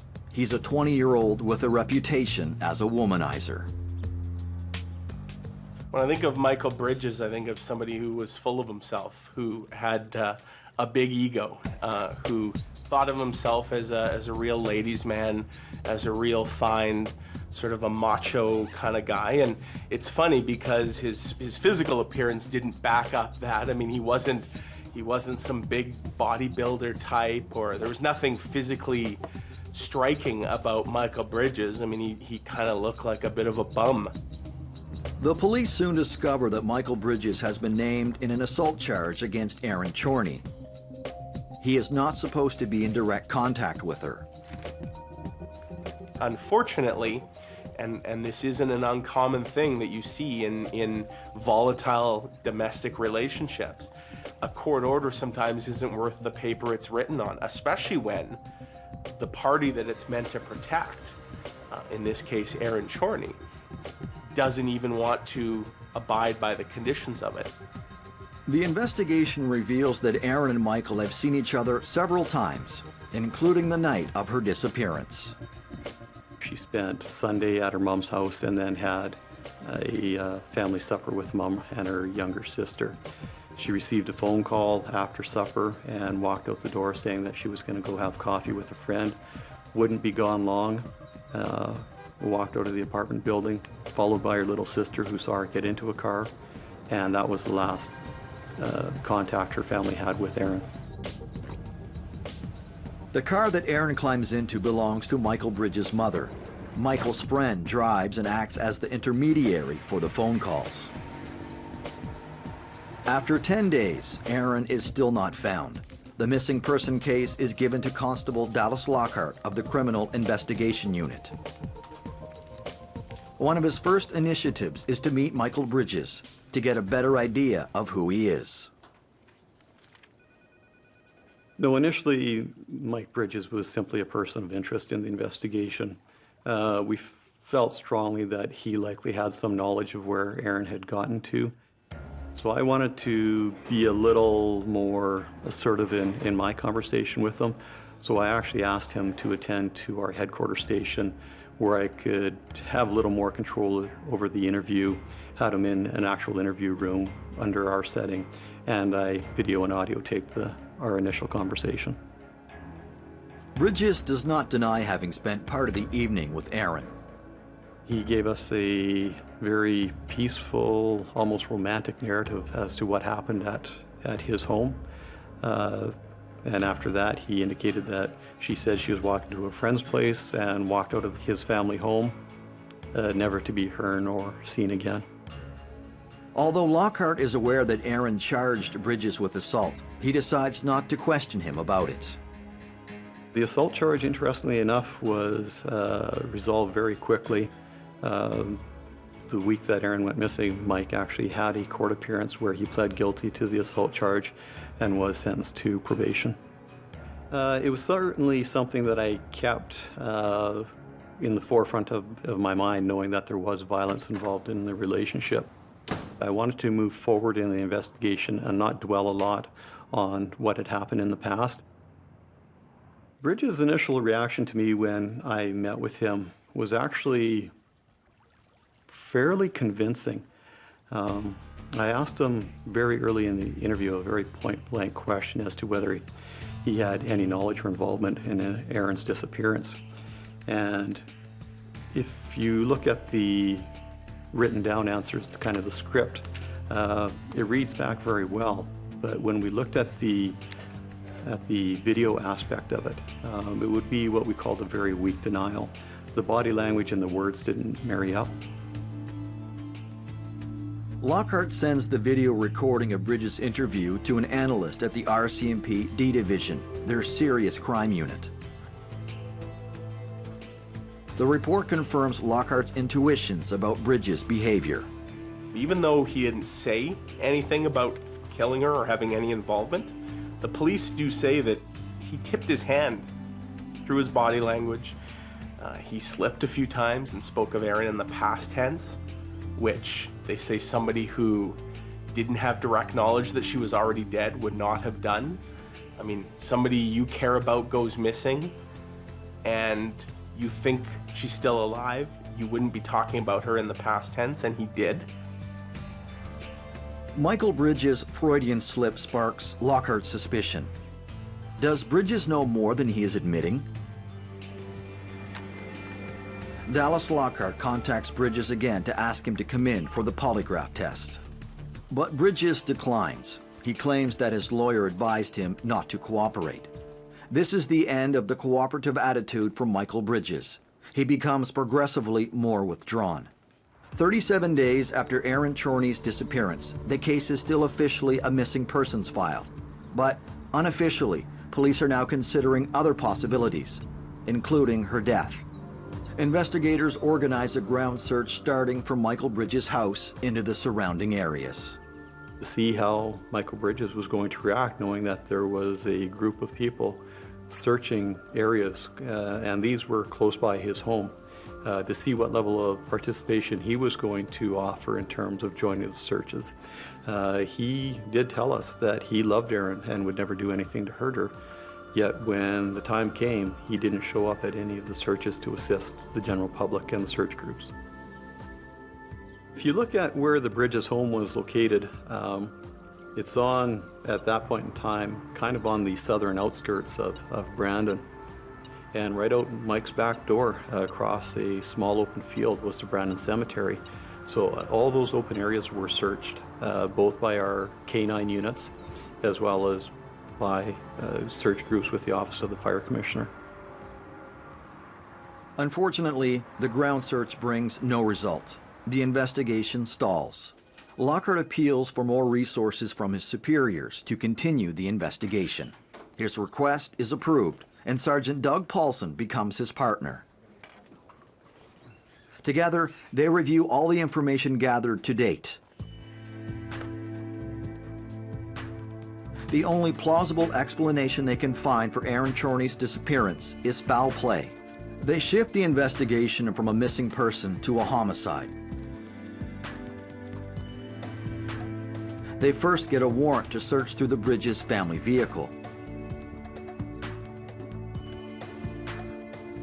Will the forensic team find evidence that will lead Lockhart and Paulson to Aaron Chorney's body? Will they finally establish what role Michael Bridges played in this mysterious disappearance?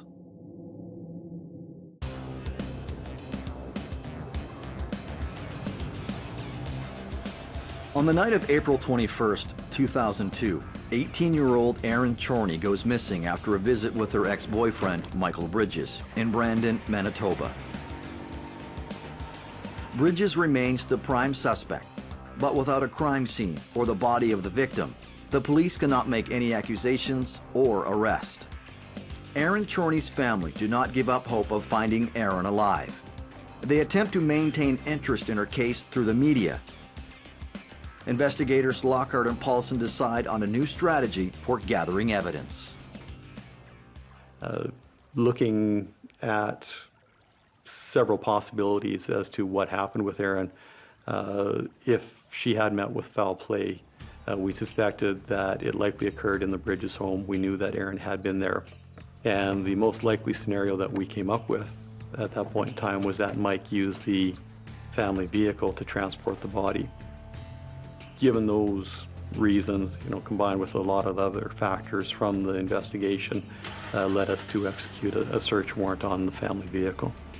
A covert search is carried out on the Bridges car. It is stolen and delivered to the forensic garage of the Brandon police. I'll just preface any of this with the fact that because she was a girlfriend to him, this was presenting some problems for us. Even if we were going to find trace evidence, it was going to be a challenge at best to prove to what extent this had happened.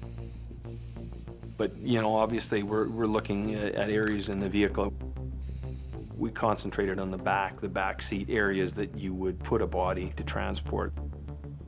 We used luminol. Plus, we were looking for hairs and fibers. We were taping. We were looking for fingerprints. Like, could we find her prints in the vehicle? We would take hemosticks, and they would react. So in other words, a hemostic is basically a piece of litmus paper that reacts with heme in the blood. So it gives us an indication that it's blood. We don't know whether it's human or animal.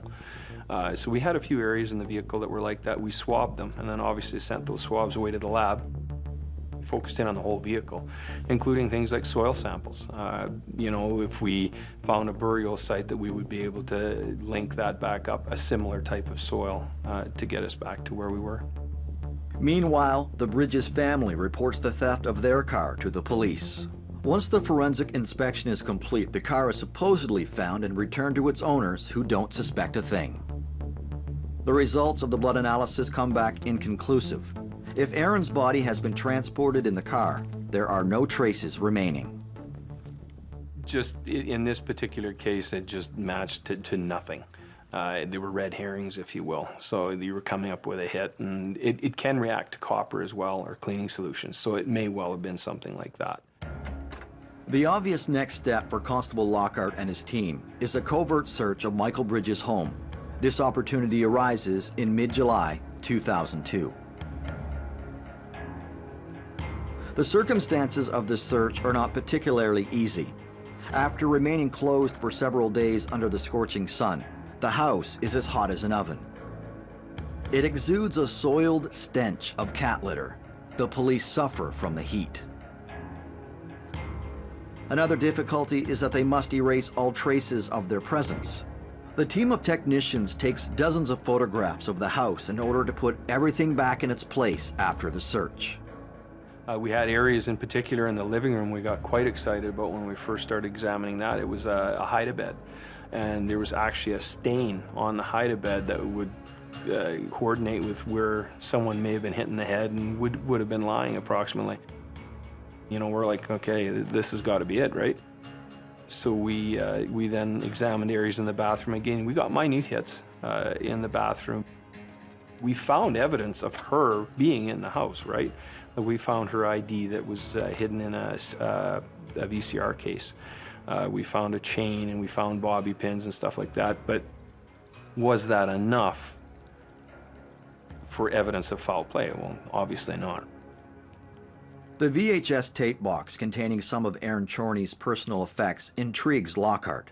Could this be some kind of trophy or souvenir? I suppose it could be theorized that he kept him because he in fact did love her, and when they broke up as a result of the assault against her, he wanted something to remember her by. But this box is not the only discovery that piques Lockhart's interest.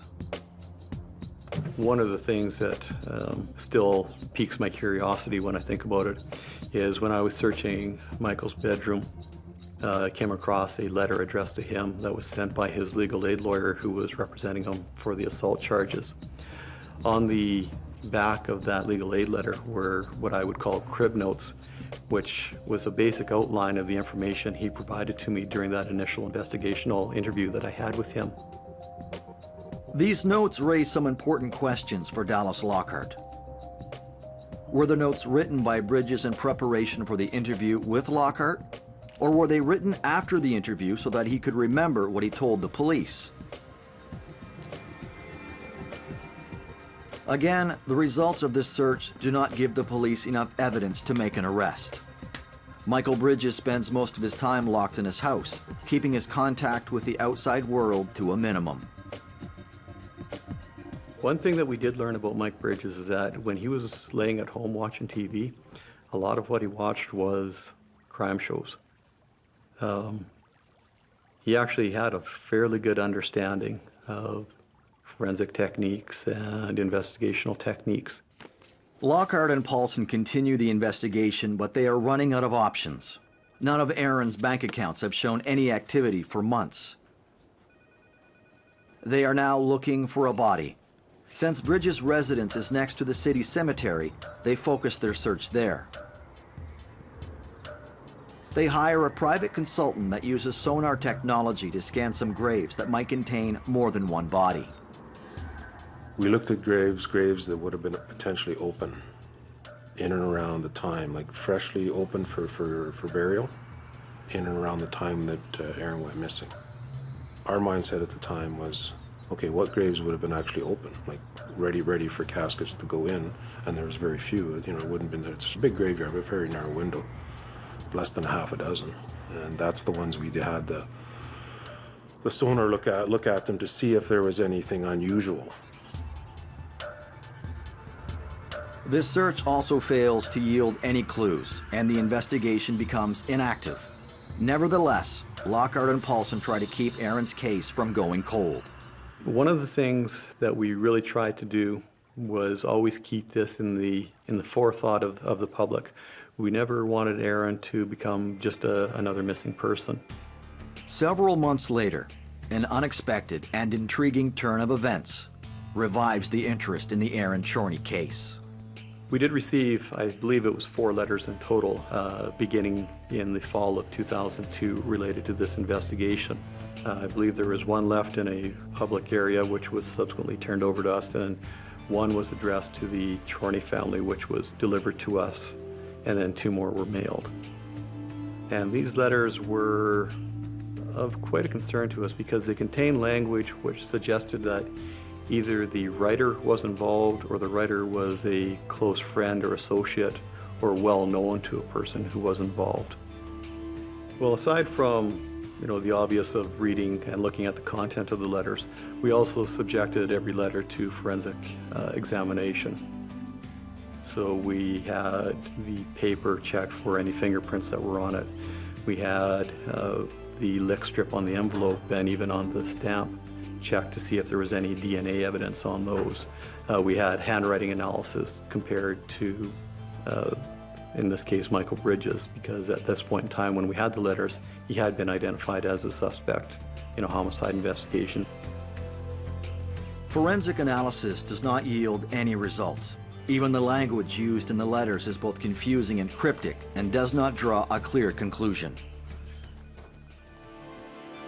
There was reference to perhaps Aaron being buried somewhere, talk of water, that sort of thing. Then Lockhart and Paulson devise a plan to move the investigation forward. Sergeant Paulson and I discussed the possibility of using an undercover operation in this investigation. And we discussed the pros and cons of using this type of operation, how it would fit into this investigation. It will take several months of preparations for the undercover operation to be in place. Considerable resources, worthy of a Hollywood production, are organized.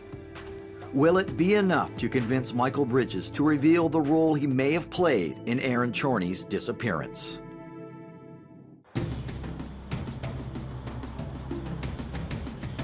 For a year and a half, investigators in Brandon, Manitoba make every effort to find Aaron Chorney, an 18-year-old girl who was seen for the last time in April 2002.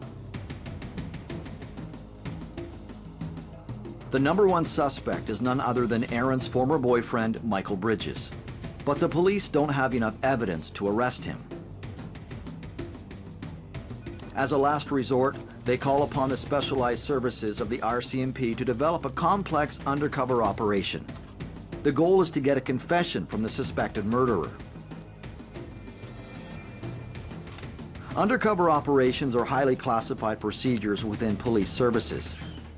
The details are kept confidential, a subject well known to crime reporter Mike McIntyre. In fact, there was a time in Canada when publication bans were being issued on any particulars of the Mr. Big Sting. We could report on a trial, we could report on some of the basic evidence, but in terms of the intricacies of how they fooled or tricked or targeted their suspect, we had to keep those private. And there was actually a court battle launched by media.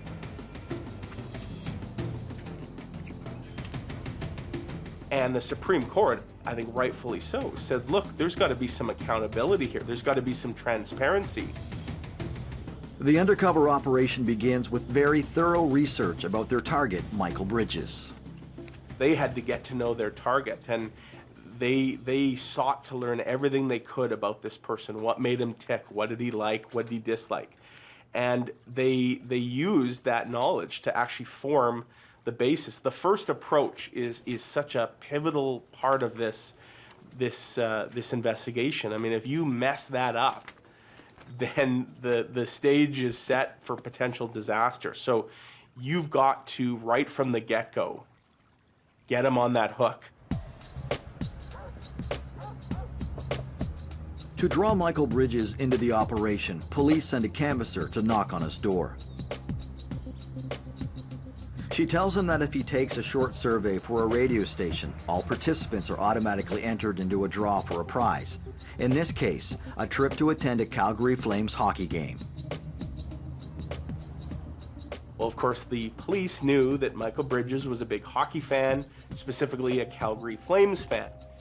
And that got him interested, the couple minutes it took to answer these few questions, and they had it all done professionally. They had official letterhead. They had a website that they had set up, thinking that if he is suspicious in the least and does any kind of checking on this, that he'll actually find that this is a legitimate company and a legitimate survey. The police believe that the success of an undercover operation is its secrecy. It is essential that the suspect does not have any suspicions. Mike McIntyre noted that the ultimate irony in the case of Michael Bridges is that he had been warned. Greg Brodsky, Michael Bridges' lawyer, had warned Bridges months before the Mr. Big started that they might try a Mr. Big sting operation on him, and he ought to be careful. Sometime later, Bridges is informed that he is one of the winners. He travels to Calgary with another so-called winner, who is an undercover agent. During the trip, he gains Bridges' trust. The agent reveals to Bridges that he is part of a gang and that Mr. Big is interested in meeting him. Every encounter with Bridges is recorded and filmed. Behind the scenes, Lockhart and Paulson work closely with the undercover team and a prosecutor to help research and guide the scenario for this operation as it unfolds. They actually brought a Crown attorney into the investigation from the beginning to oversee all of the steps they were taking to make it sort of court-proof, if you will. So you had a veteran prosecutor who was seeing exactly how this was playing out. And obviously, if there were any missteps along the way that could be problematic, they would be raised. The months go by, and finally, the undercover agent tells Michael Bridges that if he wants to be part of the gang, he must tell the truth about any of his illegal activities. A situation for which the prosecutor had prepared the operators. And that prosecutor was hammering home to police during the sting operation. Do not make him think that he's got to confess to anything that he didn't do. Do not give him the impression that we just want to hear sort of a fishtail from him. Make it clear, and they did repeatedly. Make it clear that they don't care what he's done in his life. If he's done nothing, that's fine. But if he's committed some kind of crime or crimes, you got to be truthful with us. All we want is the truth. We don't want exaggeration. The first confession occurs at the beginning of 2004, during a road trip between Winnipeg to Brandon. He admitted that he ultimately was responsible for killing Aaron. He painted himself almost as a victim of sorts, that Aaron had been the one that flew into a rage that night. Bridges also reveals that he has buried the body in the same cemetery that investigators had searched previously. After Mike's first confession, we conducted a probe at the Brandon Cemetery because he did reveal during that confession that he had concealed Aaron's body in an existing grave. One of the things that we then had to do was identify that specific grave and obtain judicial authority to actually conduct the probe. Using sonar, investigators could not find any sign of the body because Bridges had used an older grave than the ones they examined. Lockhart and Paulson obtained a warrant to probe the grave identified by Bridges. They hoped to find some evidence that would validate his confession. Will the probe of the grave provide the police with the evidence they need, or will it prove that Bridges lied once again?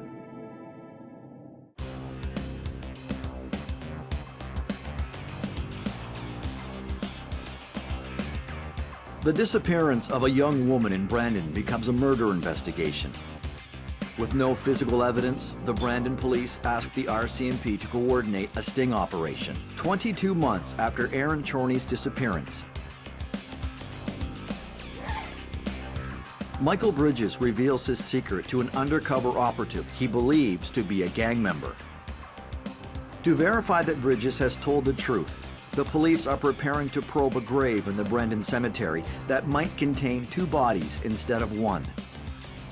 Since the sting operation is ongoing, it is essential to keep the probe concealed. Investigators work at night. This happened in February. Out on the Canadian prairies in February, we're looking at frost going down in some cases almost 8 feet. So we were preparing to dig through ground which was similar to concrete, and yet do that in a surreptitious manner where not only the general public wouldn't know, but even employees of the cemetery wouldn't be aware of our activities. And one of the primary reasons for us to do it surreptitiously is that we, of course, didn't want Bridges to be aware that the information he had divulged to our operator was now in the hands of police and that we were acting on it. We were given pretty explicit instructions about how far we could go. The judge was very explicit, shall not disturb the existing remains, which was respectful of the other families, right? So we wanted to be conscious of that. So we kind of knew the depth we had to dig at. We had equipment planned.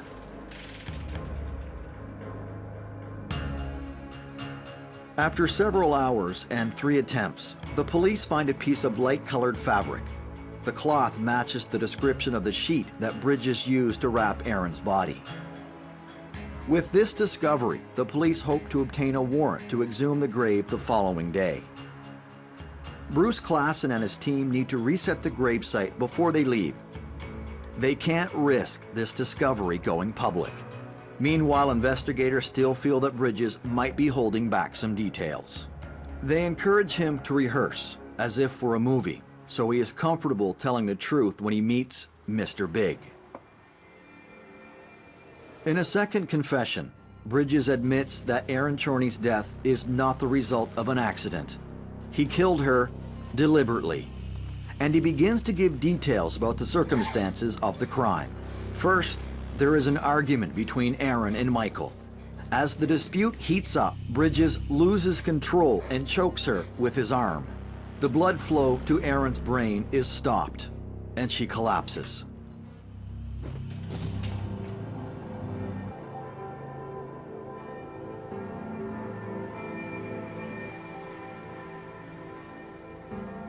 Strangulation could explain why forensic technicians could not find a trace of blood in Michael Bridges' house or car. Investigators still feel they are missing a few pieces of the puzzle. They hope that Bridges will divulge more details when he has his long-awaited meeting with Mr. Big. Bridges was so trusting of these people. He didn't even know what they were called, and he didn't ask. At no point in this entire investigation does he even say, "What's our name? Who are we?"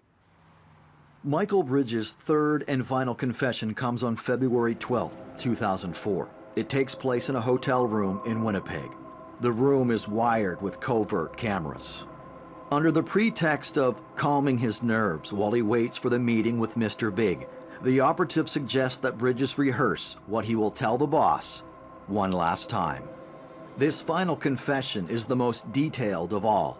Bridges reveals his state of mind the night of the murder. The initial assault had left her unconscious, but still alive.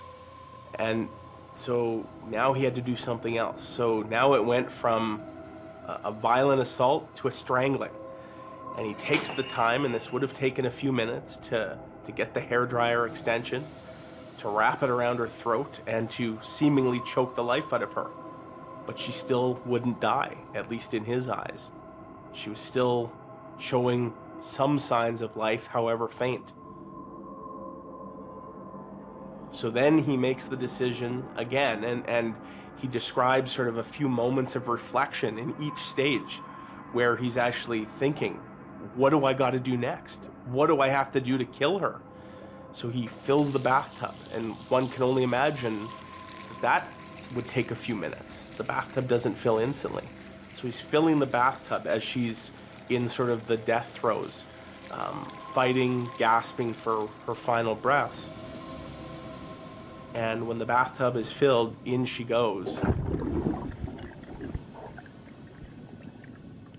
And he pins her down and holds her, and he describes doing so until such a point that there was no longer any gasps, any thrashing, any movement. He knows for certain now that she's gone. He obviously decides at that point that now he's into cover-up mode. Michael Bridges meticulously cleans Erin's body and under her fingernails to remove any traces of his DNA. Then he leaves the body in the bathtub and goes to sleep for a few hours. The following day, Bridges looks for a way to get rid of Erin's body. He finds the solution at the cemetery near his house. He identifies a recently dug grave where the grass has not yet grown back.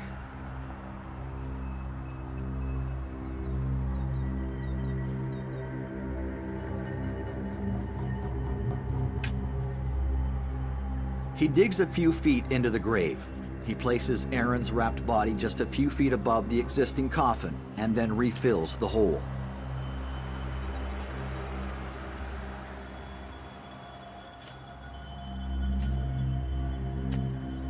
The level of clarity that it seems like he experienced in what began as a very chaotic moment.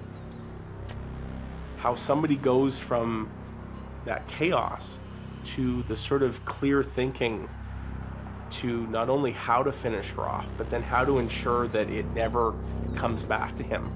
Again, that's a level of deviance that I think really shocked people who followed this case.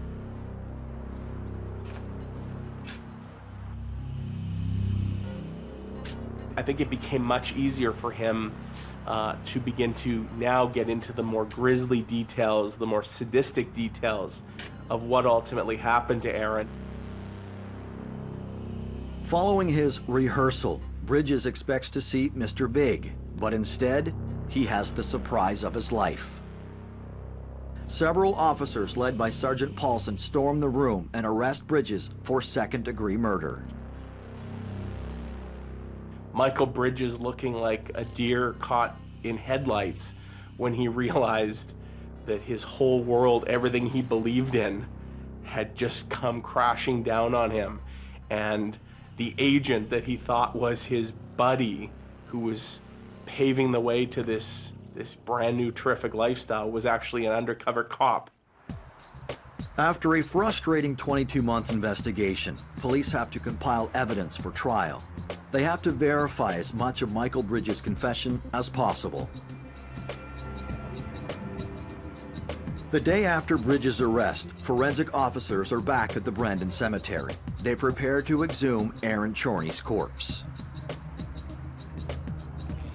We treated it like an archaeological dig. I mean, we sifted every piece of soil. So we went down layers at a time, documented, photographed, and sure enough, the body started to become visible, or the shroud that the body was covered in became visible. The body had been wrapped in a plastic wrap, so it was fairly intact. There were some smaller bones from the foot, which had not been wrapped as carefully, and these were lying loose, and these were carefully collected. The body was exhumed and death was pronounced at that time on February the 13th, 2004 at 15:15 hours, 3:15 p.m.